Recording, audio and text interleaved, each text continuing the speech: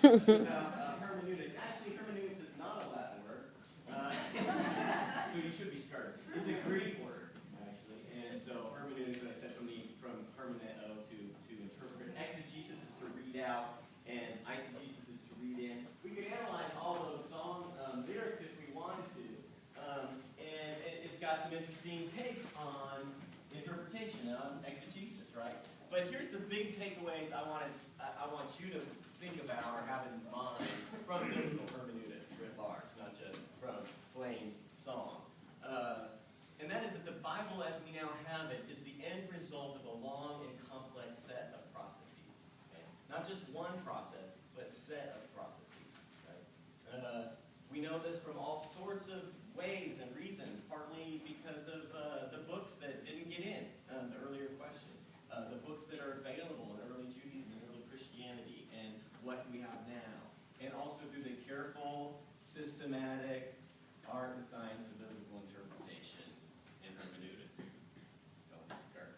Okay? It's a long and complex set of processes. There are, in the history of human religions from various perspectives, various times, that do have sacred books of one sort or another that do not emerge in the same way from long and complex set of processes. Okay? But Christianity is not one of those. The Bible is the end result of a long and complex set of processes. It didn't all just come down on Mount Sinai. There's more to it than that, even the parts that came down on Mount Sinai. Okay? Second thing, different worlds are helpful in interpretation. And these three worlds have been developed by Sandra Schneider, among other people, and they're just a way to categorize all the different approaches that scholars have come up with in approaching the Bible.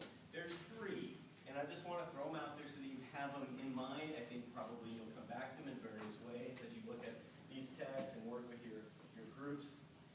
One is the world behind the text. That is to look at the text as a window onto the world behind it.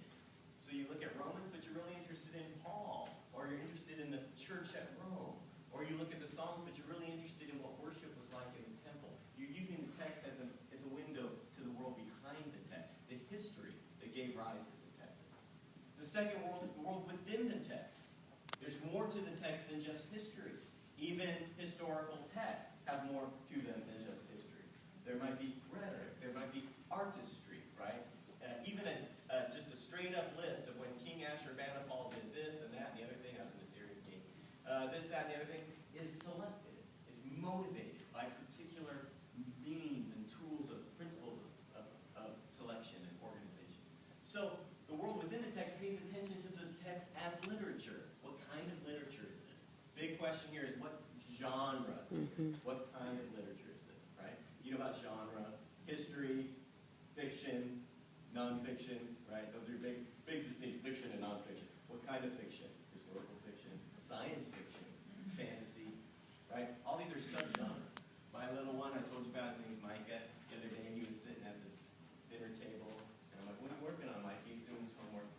I'm determining if this is fiction or nonfiction. I'm like, that's my boy.